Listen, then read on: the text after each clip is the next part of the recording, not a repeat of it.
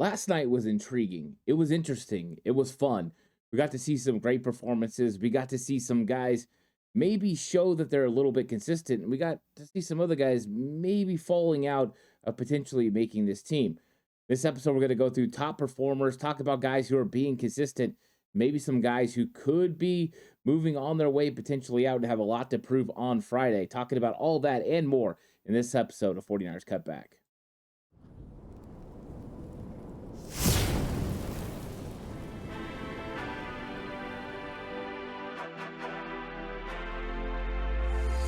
From the alley-oops at Kezar to the glory days at the stick. From who's got it better than us to brick by brick. It's always the 49ers way from off-season to game day. Yeah, we talk back. It's the 49ers Cutback.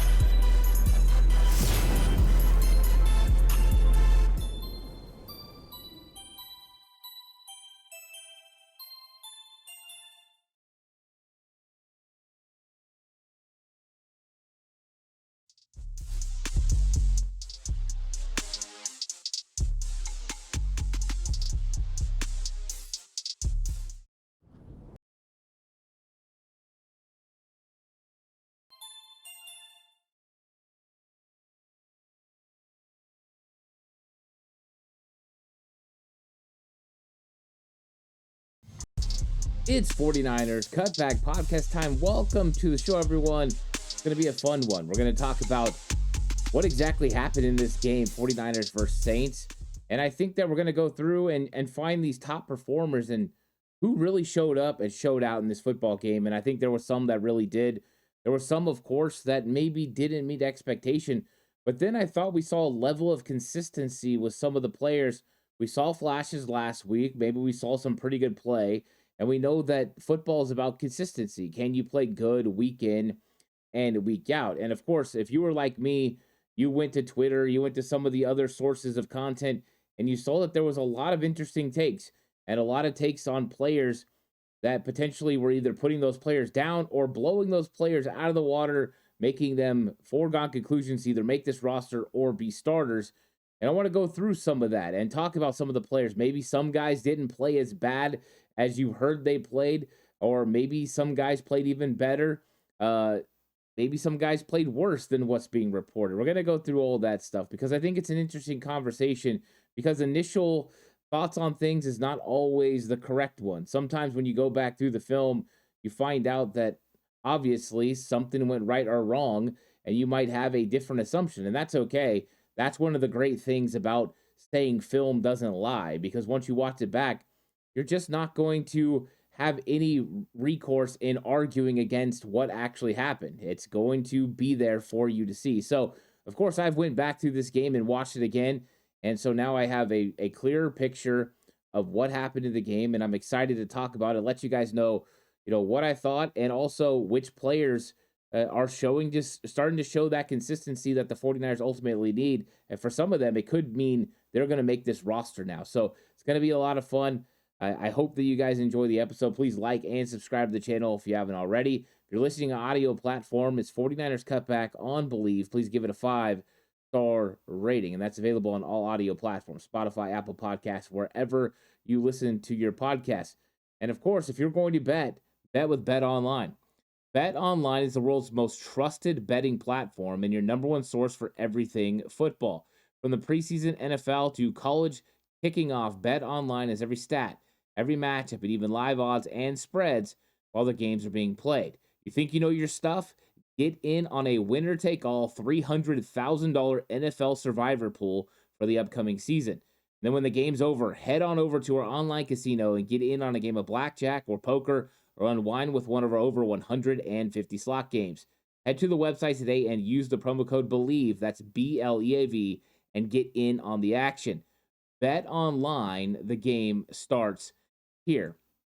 And so this is one of those ones where we're looking to see a lot of starters play in this game, and that did not materialize. Kyle Shanahan said Brock Purdy was going to play in this matchup, and so I believed Kyle Shanahan was going to give Brock Purdy some weapons to play with. We knew that there were some injuries along the offensive line. Aaron Banks wasn't going to play. You weren't going to see Spencer Burford, for instance, Trent Williams is holding out. So you weren't getting the full-fledged offensive line. But I felt like we are going to get maybe some talent on the outsides. That did not happen. Eric Saubert started at tight end. Dewan Jennings, unbeknownst to anyone, was dealing with a little bit of an oblique issue, which we'll monitor that during the week. But that means he didn't play. Then Deebo Samuel didn't suit up. George Kittle, nowhere to be found. Running back Jordan Mason dealing with hip soreness. He's not out there. So it was not a cast of characters you were likely to see around Brock Purdy. And if you heard Brock Purdy was going to play, you probably thought like me, other weapons are coming out there. That wasn't the case. And it wasn't 3 great drives for Brock Purdy. He had a couple of good looks. He got time for the most part from his offensive line, but what he didn't get was open wide receivers. When he did have an open receiver, it was Braden Willis out in the flat, made a nice catch, got up the sideline. That was nice. And, you saw a couple of times where it felt like Brock maybe had an opportunity, but for the most part, there was nowhere to go with the ball. So, do I have a problem with Brock Purdy's performance? No. Do I wish he wouldn't have thrown the ball to Eric Saubert down the field when it was nearly picked off? Absolutely. I think that's one he wishes he had back. That'll be a good time for Brian Greasy to just sit him down and say, all right, Brock, I know it's preseason. Let's not do that again. Other than that, I think you got to just look at the other quarterbacks as getting more time as probably the best examples of them playing with the type of talent and then the talent that they're facing. Brock Purdy was going against the number 1 New Orleans defense, and they look like the number 1 New Orleans defense. Starting cornerbacks out there, a lot of the starting defensive line. And so I thought it was pretty interesting for Brock. I was surprised Kyle Shanahan played him with none of the other guys, but this must have been a conversation between Brock Purdy and Kyle Shanahan, and Brock Purdy wanted to get out there. Now, one thing we did learn is it appears that Kyle Shanahan is electing to go with Game 3 against the Raiders on Friday. We got a short week as being the dress rehearsal for the 49ers. So we could potentially see more starters, and we don't know who exactly is going to play yet. Hopefully during the week, Kyle Shanahan will let us in on who's going to play in these games, as we'll also get updates on who potentially is injured as well. So I think that was one of the most interesting parts of it. And of course, on defense, we did not get Bosa, but we knew that wasn't probably going to happen. No Leonard Floyd, no Malik Collins, no Javon Hargrave. But we got to see Jordan Elliott for the first time, and we're going to have some conversation about him. We did learn that D. Winters was dealing with a bone bruise on his knee or a bruise of some sort and did not take part in the game, but Kyle Shanahan didn't seem like it was significant, and he possibly could go on Friday. So, of course, no Mooney Ward and no Deommodore Lenoir meant, once again, Rock Ya-Sin out there, Renardo Green out there, Sam Womack, and I thought they had some pretty good games as well. But George Odom and Jair Brown were the normal starting safeties out there, and I thought that both of them kind of showed themselves to be pretty good in this game. And we knew that there were some guys that needed to show up and they needed to have good games. One thing that I noticed as well, we didn't see no Robbie Chosen Anderson. Robbie Anderson, he was not out there again. So I don't know what is going on and why the 49ers are holding him out. So we'll see. We'll see what happens. Maybe he is their insurance policy in case Brandon Ayuk doesn't reach an agreement with them and doesn't play week 1. Maybe they have Robbie Anderson. I don't know that for sure, but I was looking forward to seeing him out there, and he did not play. So second week in a row where it looked like maybe Robbie Anderson, then we found out they hesitated to sign him. So maybe 1 week of practice is not enough to get him out there. It was enough for defensive backs like Tracy Walker and others, but not for him. So we'll see what happens if he plays on Friday and what the 49ers ultimately decide to do. So I broke this up into a few different categories. A lot of people do stock up, stock down. I wanted to do top performers, but I wanted to break it into a couple of characteristics. Number 1, consistent performers. If you're a consistent performer, it means you performed good last week, you're performing good this week, which means stock is definitely up because you want consistency. For guys who fluctuate on consistency, they won't be in this. So there's going to be the stock, there's going to be this part consistent players, and then there's going to be stock kind of up players that are kind of making a move. And then I'm going to go through some improved players as well, where I thought their play has improved. Is it enough to make the roster? Well, we'll discuss that as well. So let's start with consistent players. And I think Rock Ya-Sin.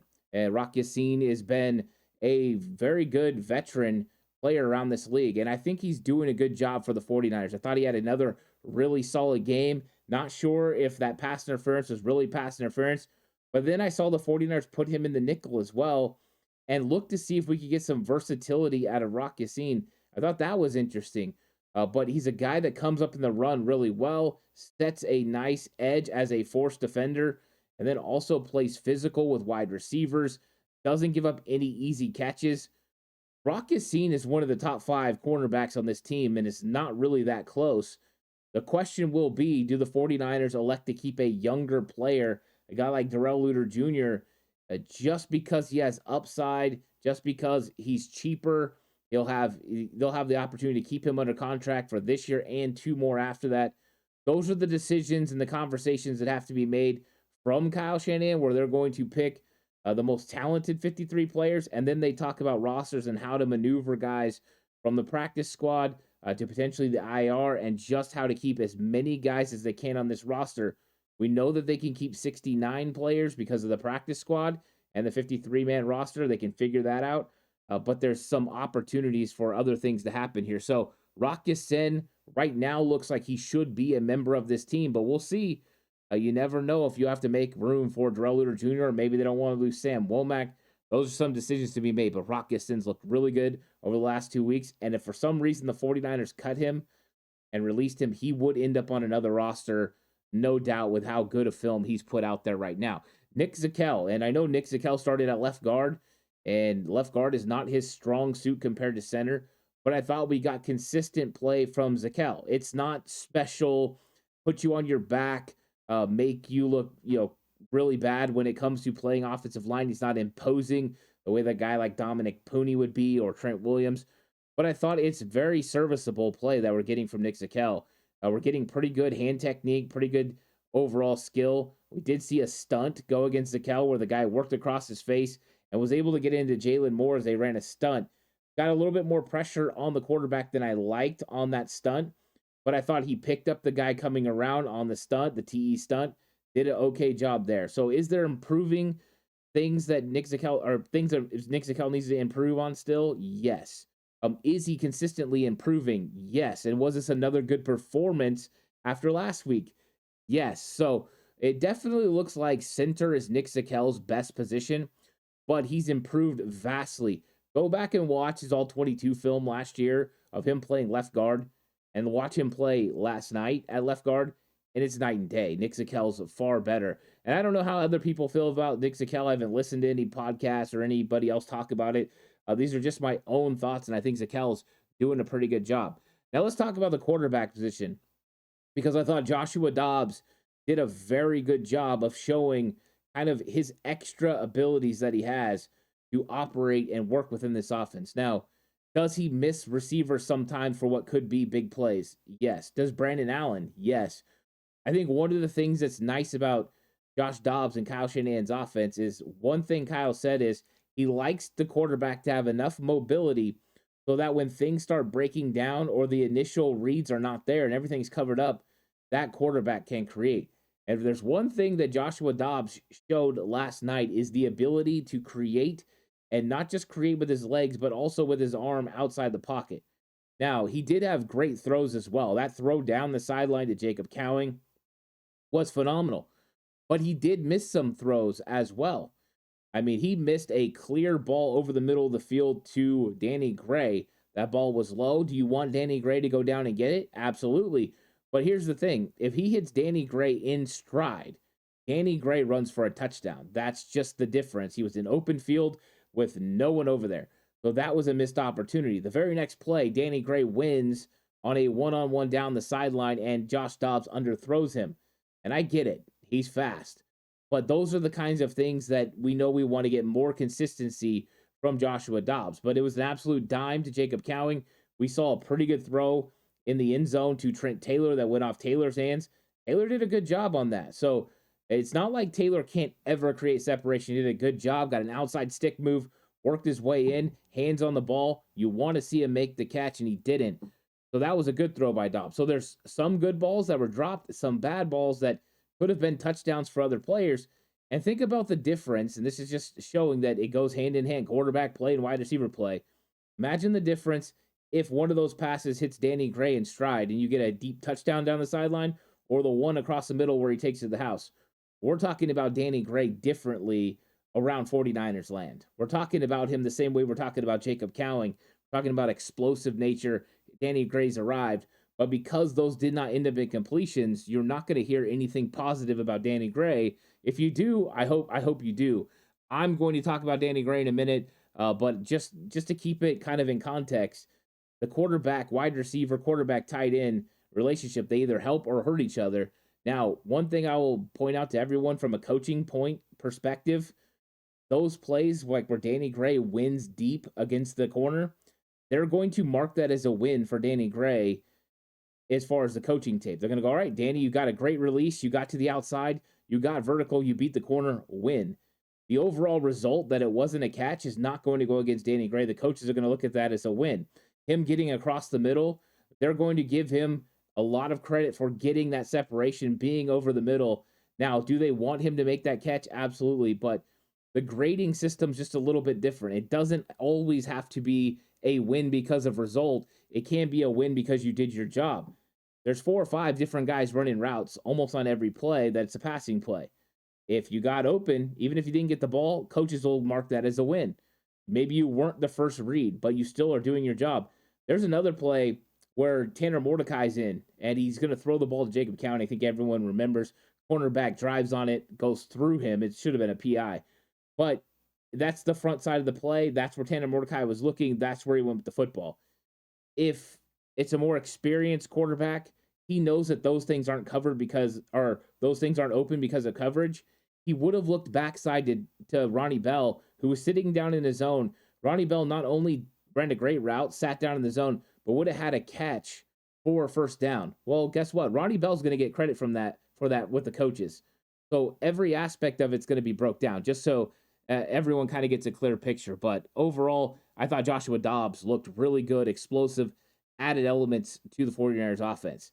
Now, when it comes to Brandon Allen, I thought Brandon Allen did a good job. I thought overall he was efficient, effective, worked within the pocket, ran the offense nicely, kind of status quo. And that's why I have him in consistent player. Last week, Josh Dobbs made explosive plays that were fun. This week, he did the same. Brandon Allen, same thing. Consistency last week looked really good. This week looked good again. Made the right decisions, was clear and concise with his reads. Overall, I thought both quarterbacks did a good job for me and showed consistency. Dominic Pooney has went from last week being a flash player and coming on the scene with stock up to showing consistency. The run blocking is still not all the way there, but we're seeing improvements every single time that he's out on the field. And remember, we watched him at training camp get better and better. Now he's getting better in the preseason. Dominic Pooney is for real. And the whole question is, how much better can he block run-wise? So can that run blocking be consistent? His pass blocking's very consistent. He's good at that. He gave up 1 hurry in the 30 snaps that he played. So that's impressive, and that's always been a strength. Anchoring, pass blocking, phenomenal. The run blocking and consistency in the run blocking is the key. I feel like he's doing a little bit better, a tiny bit more consistent. Can he get all the way there? Well, he's got another game against the Raiders, and then some more practices to prove that. So it's not out of the question Dominic Pooney can start. I know a lot of people are going to say, hey, it's a foregone conclusion he's going to start. I'm not ready to say that yet because I know the value that Kyle Shanahan and Chris Foerster put on run blocking. And so when you're running the ball 49% of the time as the 49ers, that's different than other teams that run the ball 35%. That extra 15% means a lot. And we've heard Chris Foerster talk about 1 or 2 plays being significant. That's what it is for Dominic Pooney. But Dominic Pooney looks like by the time we hit next year, whether he starts this year or not, he's going to be a bona fide stud for the San Francisco 49ers on offense. I think they hit on their 3rd round pick. I was excited then, and I'm excited now. So Dominic Pooney so far showing to be a consistent playmaker for the 49ers. George Odom. And so Odom, there were question marks, and we know that Coach Nick Sorensen came out in OTAs and said, hey, George Odom is the most improved. He looks fantastic.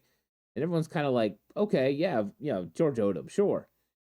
George Odom looks great. George Odom is playing a high level of football right now. He looks more than a special teamer. He's flying around. He's making tackles. He's involved in the run defense. but also playing pretty good coverage as well. The 49ers have definitely developed George Odom, and he's gotten more comfortable within this defense, and it feels like they know how to use him. So Odom is definitely trending in the right direction, and he showed consistency. Last week played well, this week played well, and so I'm hoping that he can keep riding this wave. That will take the pressure off the 49ers potentially having to have Talanoa Hufanga ready to go. Now, one thing that's interesting, Huff is to the point now where he's on the sidelines. He doesn't have to go up with the rest of the injured guys and watch from a box. So that's great news. Huff is trending the right way. We'll see what happens with practice this week and beyond. But George Odom is doing a good job next to Jair Brown, who also continues to play really well. That play that Jair made in the backfield, pull the trigger like that, rip inside of the block that was supposed to come for him and make the tackle was phenomenal. Recognition, instinct, technique, and then overall finish of making the play. Those are the kinds of highlight plays that change drives, because now all of a sudden it's 3rd and 13 and what could have been 2nd and 7 or shorter, or 3rd and 7, and it changes everything up. Now, another guy that I thought was consistent that's probably going to be looked down on a little bit this week was Cody Schrader. And I know that I haven't always been the biggest, supporter of Schrader as far as him making this roster. But I will say this about Schrader. Everything that we heard about him coming out of college about consistency and playing consistent, he's done. And you're going to look at the stat line and you're going to say, you know what? There wasn't a lot of yardage for Cody Schrader. But if you go back and you watch the film, there are holds and stuff like that that eat into his total number and make it so it looks like his numbers weren't there. But also on the runs where he doesn't get very much yardage, there's no opportunity for that. It's completely closed down. So the 49ers offense was trying to get to the edge, and there just wasn't the blocking on the edge, whether that was the tight ends, the wide receivers. It was just not working out with the tackles, whoever it was. There was different guys making different mistakes. And I don't think Cody Schrader really had an opportunity. It wasn't like he missed a hole. It was like there was no hole. You can't blame him for those. But then we saw some plays where he stretched it where he was supposed to go. He put his foot in the ground. He got vertical. He got positive yardage. Made a catch out of the backfield. Ran some pretty good routes. Is he an elite talent as far as ability, speed, athleticism? No. Is he a very consistent running back? Yes. He's a guy that's going to be in the right spot at the right time. He just can't be expected to do too much extra. You're right. You're not going to get a guy like Christian McCaffrey or Jordan Mason or Elijah Mitchell that can do a little bit more. He's just, if the hole's there, he's going to take it and he's going to do a good job and get positive yards. So that's the difference between Schrader. But I think it's been consistent. Good in pass protection. A solid runner, makes the right read. So to me, Cody Schrader is being consistent. I don't know if it's going to be enough to make the team, because that running back 4 is going to have to be good on special teams. Did okay returning kicks, and he made a tackle on kickoff as well. But to me, he's got a little bit of work. So let's talk about the guys who are flashed in this game. And I think you guys will probably know already, Jacob Cowing was really, really good. I talked about the fade pattern down the sideline earlier. That was absolutely fantastic. He was able to get separation on routes where he got space. There were also, spots he had to create and generate opportunity. He ran a jet sweep for a 15-yard run. And let's give credit, Cameron Latu, pretty good block. Ronnie Bell, fantastic block on that play. So other guys making plays on that as well. But yeah, Jacob Cowing was very good. And that's what the 49ers were hoping to see. And I'm glad Kyle Shanahan gave him an extensive run, got him a lot of playing time, getting him acclimated to this 49ers offense. But he looked good going in motion, making different plays. That screenplay they tried to run to him got absolutely blown up by Chase Young. But overall, I thought it was a tremendous performance from Jacob Cowing. And I'm excited to see what he can do next week. Maybe he can get in there and have some opportunities. And I will say this, the way that he handled punt return, there is a legit possibility that with another really good game against the Las Vegas Raiders, that Jacob Cowing steals the punt return job. If he does, that may make Trent Taylor expendable from the active roster and not make the 53. So that would answer a question if Jacob Cowing can handle it. And I think that's why they went exclusively with Jacob Cowing handling it. He did it all right. He fair caught when he was supposed to. He caught the ball and got return yards when he was supposed to. He let the ball go over his head and into the end zone when he was supposed to. He just did it right. He was centering the ball up. It was a great showing from Jacob Cowing. Got to show the consistency next week, but I think the 49ers are happy with what they got, not only in the receiving game, but as a punt returner as well. Malik Mustafa, I didn't put him consistently because I didn't feel the consistent play was there, but we still saw some of those flashes. And so I think that's what we're going to see right now. It's flashes until consistency could be built. So good performance from Malik Mustafa. We got to see more, especially when it comes to coverage. But I love seeing this guy come from out of nowhere and come flying up with reckless abandon to make a big hit. Love that for Malik Mustafa. Curtis Robinson. Yeah, I thought Robinson had a few flash plays last week, especially around the goal line. But I thought a lot of times he got caught in traffic playing Mike linebacker. Well, this week he was playing on the edge. He was playing outside linebacker, and I thought it fit him a lot better. The speed, he pulled the trigger. I think it helped with his vision. He got downhill. He made tackles in the backfield, got up and knocked the ball away from Spencer Rattler when he rolled out and tried to throw it. 49ers were showing more of a 3-4 kind of defense or a 4-3 over where they take their outside linebacker and bring him up on one side, stand up the other end. It's a little wrinkle that was giving everyone Brandon Staley's implementing some of his ideals into this defense, but it was a very, very 4-3 over type look. And I thought that he did a good job in that category. Jalen Graham did as well. But Curtis Robinson has slowly put himself in a position to maybe make this roster. And so he's just got to show it again. If he has another really good game against the Raiders, the 49ers might decide that they can move on from Demetrius Flanagan-Fowles. You have to have a Mike linebacker. And I think Curtis Robinson played better at Mike linebacker in week 1 than in week 2 Flanagan-Fowles did. So Robinson trending in the right direction, and he's flashing. He's making consistent plays.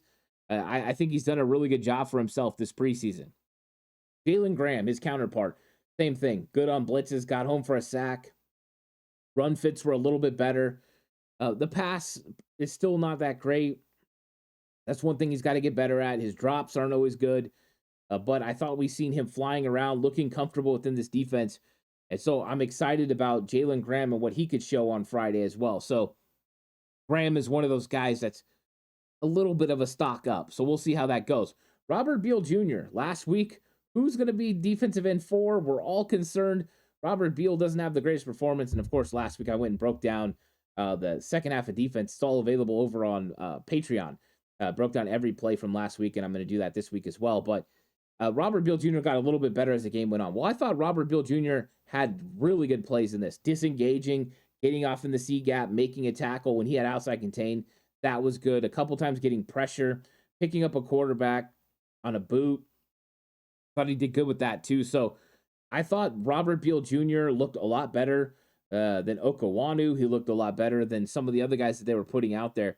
I think he's going to be set now as defensive end 4. I'm sure they want to see consistency next week, but I thought he definitely asserted himself and looked a lot better in this matchup. Still lacking a little bit of the explosiveness that I think we're all hoping, but overall, a good performance. Matt Breida. I thought Breida showed some of the speed, and now it's not as fast as it used to be, but it's still plenty fast enough.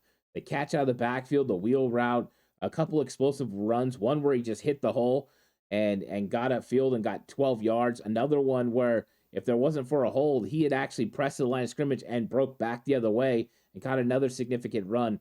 I thought Matt Breida looked really good in this football game. In fact, I think he was the best running back that I saw in the matchup. So for me, that's exactly what I was looking for when it came to the Cheetah, and I thought he did a really good job, and he's one of the guys that impressed me in this football game.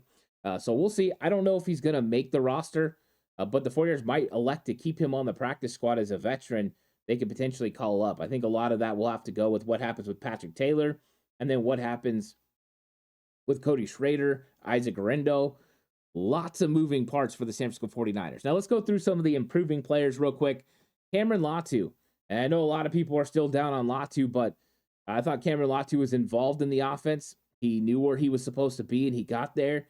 He blocked decently. I think there's plays always that Cameron Latu doesn't block great, but there's other times he blocks well. And one thing I saw from him that's different than the other tight ends that are tight ends 2, tight end 3, potentially ahead of him, or even take Jake Tunges, who's in battle with him, was Cameron Latu is able to win deep and get vertical. He did win, and Brandon Allen did not connect with him on what could have been a touchdown. Brandon Allen overthrew the football a little bit, but Latu got behind the defense, That's something we don't see from the tight end position from players that aren't named George Kittle. That was one of the things I was excited about with Logan Thomas before he injured his hamstring, was that ability. And Cameron Latu showed it. So if you're looking at a guy that shows a little bit of potential, Cameron Latu is showing that. He's a lot improved from last year, vastly improved, in fact. And I think I'm excited to see what he could do. Catch early on, little yards after the catch. Is it perfect? No. Is it getting better? Yes, which makes you believe that with more time and more reps, it could get better and better. And so if the 49ers believe that, they might want to keep him on this roster and continue to develop him.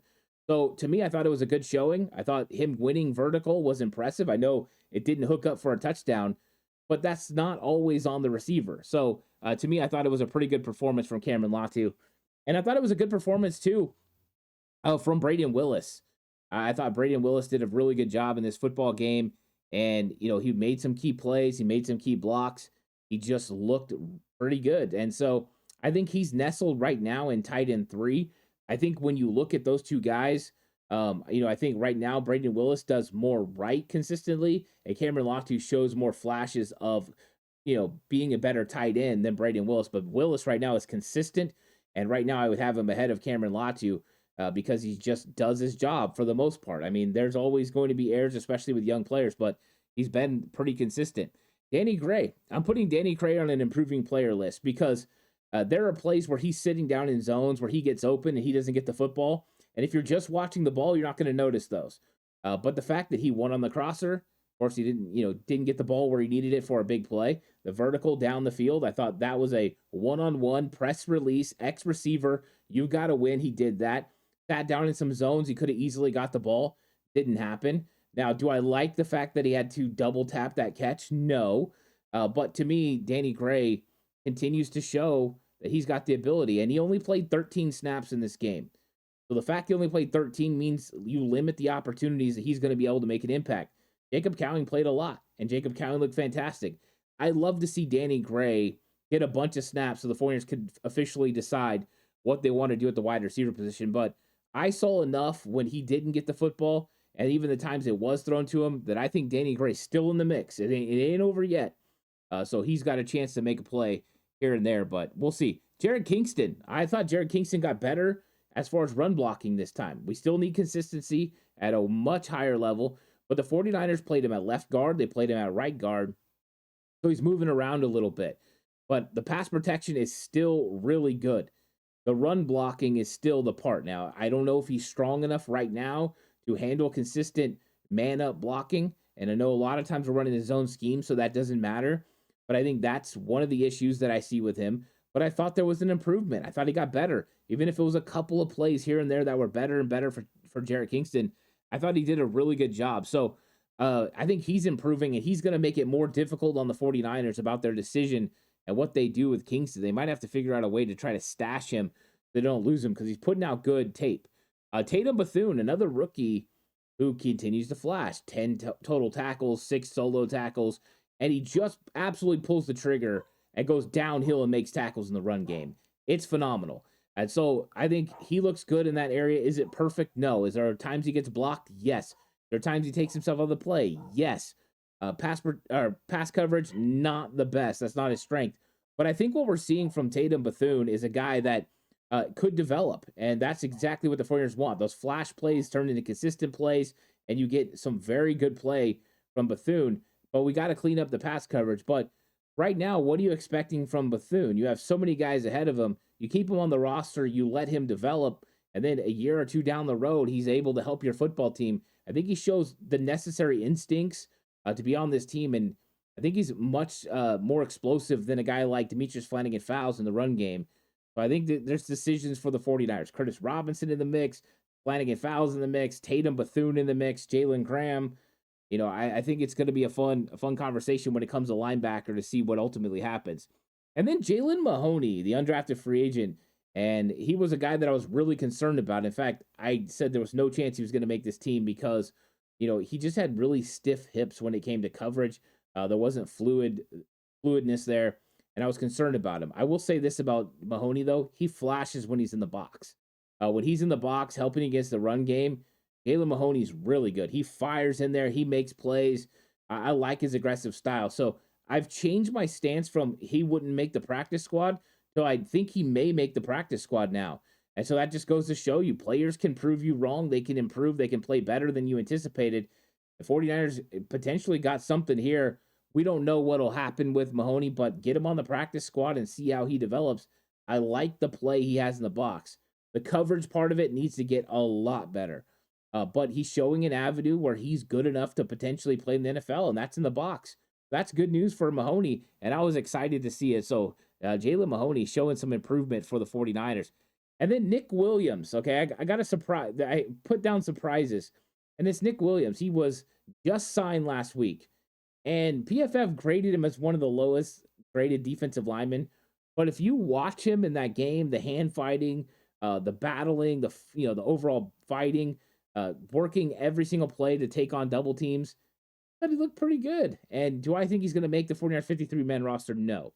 Do I think that they may bring him in as a veteran on their practice squad? Yes. I know that T.Y. McGill has been that guy for the 49ers on their practice squad, and T.Y. McGill is very quick when it comes to speed and getting a field penetrator, but Nick Williams is way better against the double team, and it's not even close. When it comes to run stopping, Nick Williams is far superior to T.Y. McGill. When it comes to pass rush, T.Y. McGill is going to beat Nick Williams. So maybe the 49ers are able to keep both. We'll see what the veterans look like. You're looking at guys like Trent Taylor being on there. You can only keep 6 veteran players, on your practice squad. So that may potentially not allow Nick Williams or T.Y. McGill to be on there. But I think he entered the conversation. I think he's finally entered a conversation where he can battle with T.Y. McGill to make that practice squad. Is he going to be an impact player? No. But I thought he outplayed Shaquille Brown. I thought he outplayed Evan Anderson. And so he's been in the league for a long time. He's over 30 years old, 35 years old. So I thought he did a pretty good job. So 49ers had some key players that played well in this game. We had consistency from some of the guys who were really good last week. We had some players that stepped up this week and were either continued to make flash plays or came absolutely on the scene like Jacob Cowling and thought had a good performance. And we have some guys that continue to improve. And so make sure you guys let me know what you thought about what I had to say in this episode. Hit me up in the comment section. Let me know, did I get it wrong? Or do you agree with some of the guys I said? And who was the player that impressed you the most in this matchup? I'm really, really curious.